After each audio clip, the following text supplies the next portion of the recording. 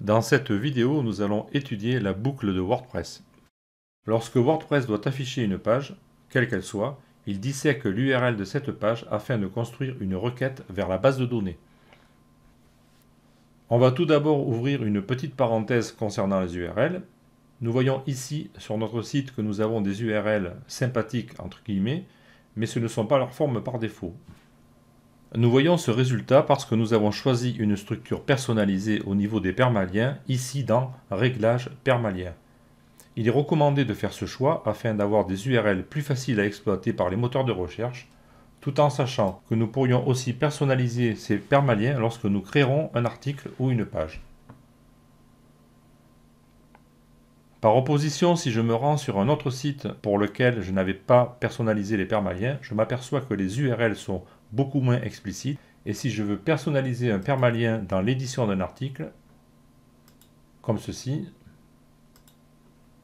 WordPress va m'imposer de choisir une structure de permalien. Dans les deux cas de figure, WordPress serait capable d'interpréter l'URL et bâtir ensuite une requête, mais il est recommandé d'adopter une structure de permalien personnalisée. Nous pouvons donc refermer cette parenthèse.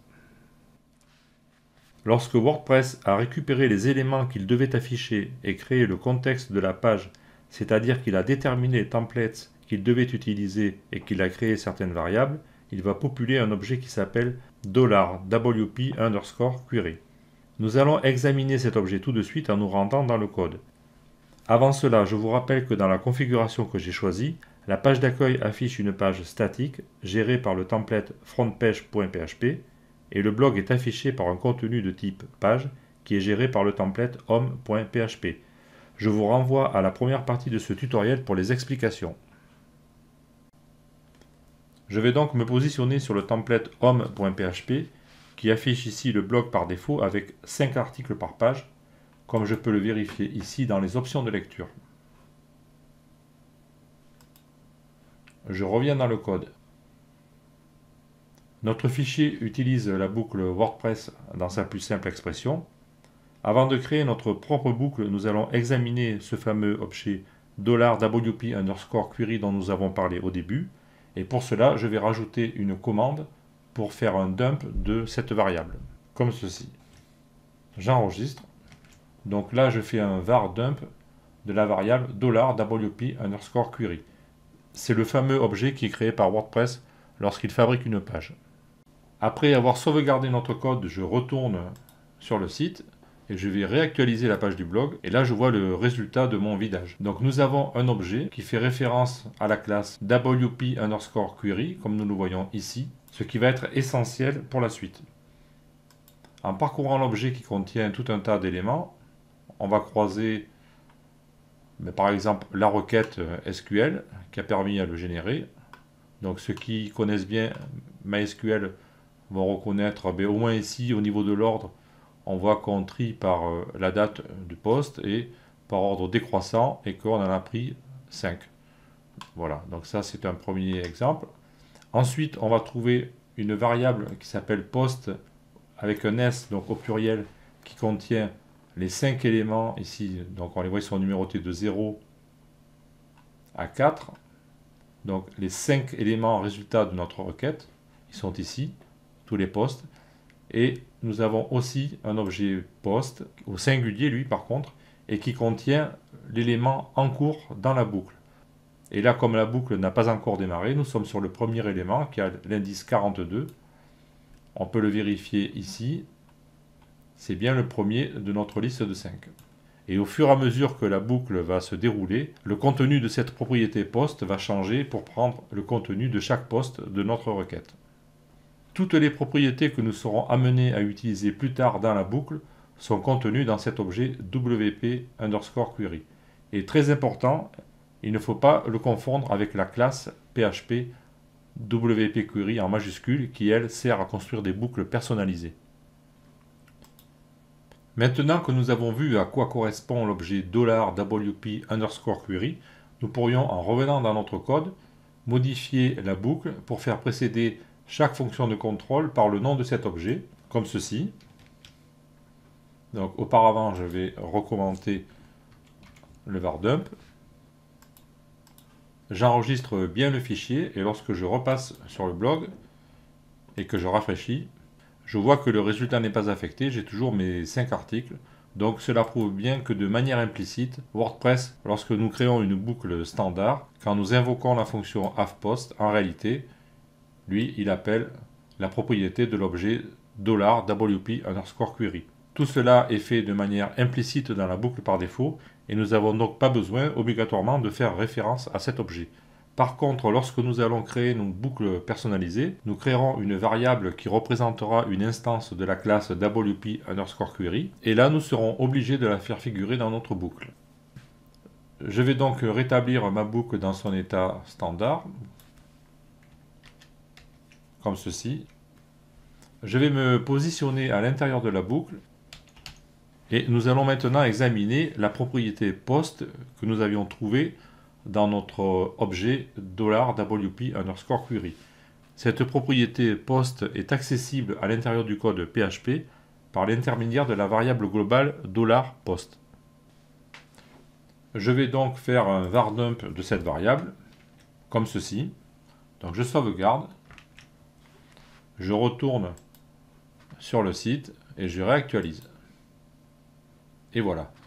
Donc à chaque itération de la boucle, avant le contenu que j'ai choisi d'afficher, je vais avoir le contenu de mon objet post. Et donc je vois bien que ce contenu reflète, par exemple ici nous avons l'identifiant 42, là aussi, nous avons bien l'article 9, etc.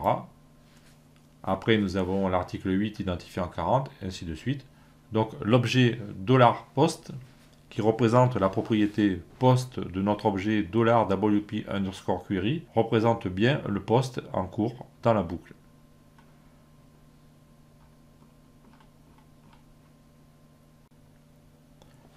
Toutes les fonctions spécifiques que nous allons utiliser ensuite dans notre boucle récupèrent en grande partie des propriétés de cet objet.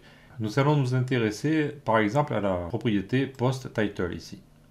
Je reviens dans le code et je vais transformer ma commande ici d'abord en un écho en supprimant la parenthèse à la fin, et je vais faire écho de $post de la propriété post_title comme ceci. J'enregistre, je reviens sur ma page et je rafraîchis. Je vois qu'il m'a affiché donc le contenu de la propriété post_title et qui heureusement correspond bien au titre que nous avions mis ici. Et le titre que nous avions mis ici, si vous vous rappelez bien dans la première partie de ce tutoriel, nous avions créé un fichier content.php et donc ici j'utilise la fonction TheTitle pour afficher le titre. Nous allons donc vérifier que cette fonction TheTitle affiche bien la propriété post_title, qui est une propriété de l'objet $post, qui lui-même est une propriété de l'objet $WP_query. Donc je me rends sur Internet, sur le codec de WordPress, à la page de référence de la fonction TheTitle ici. Donc il suffit de se rendre dans le codec et de taper ici votre recherche. Vous allez toujours trouver une page correspondante. Et en déroulant la page, sur chaque page en général, on va tomber sur un lien qui mène vers le fichier source de WordPress dans lequel cette fonction est inclue. Donc je vais ouvrir ce fichier. Et là je vais m'apercevoir, en cherchant un petit peu, c'est par ici je crois, voilà, qu'à un moment donné, donc on a une fonction qui s'appelle getTheTitle, parce qu'il faut savoir aussi que toutes les fonctions ont deux versions. Il y a par exemple pour le titre, il y a la fonction TheTitle qui elle affichera directement le titre.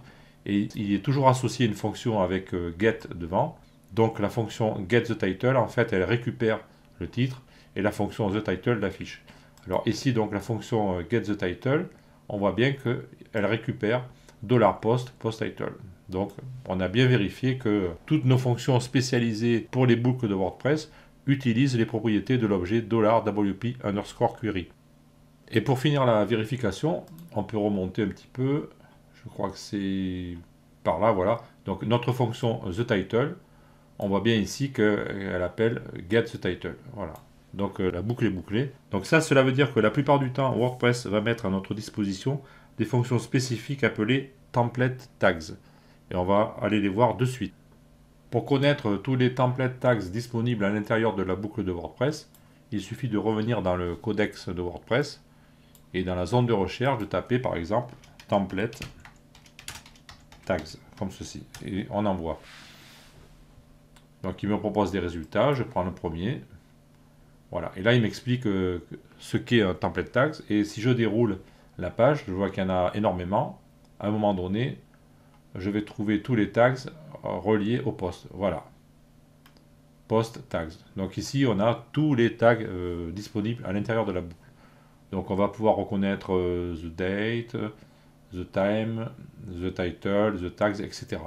Donc tous les tags sont là. Si vous avez besoin d'une référence, si vous voulez savoir lesquels existent, si vous en connaissez un et que vous voulez connaître toutes ses propriétés, par exemple the excerpt qu'on avait utilisé dans la première partie de ce tutoriel, si je clique dessus, je vais avoir toute la référence de ce tag avec des exemples de code. Si je reviens en arrière et si je clique sur the title, on va s'apercevoir par exemple que dans notre fonction TheTitle, on peut lui rajouter des paramètres, par exemple les balises qu'on pourrait mettre avant et après le titre, comme ici dans cet exemple TheTitle avec H3 et H3 de fermeture. Donc ça nous prouve bien que les fonctions rendues disponibles par WordPress sont bien plus puissantes que l'emploi direct des propriétés de notre objet $post. Maintenant que nous avons vu comment fonctionnait la boucle générée automatiquement pour chaque page de WordPress, nous allons voir comment nous pouvons créer notre propre boucle personnalisée, et ceci nous allons le voir dans la prochaine vidéo. A tout de suite.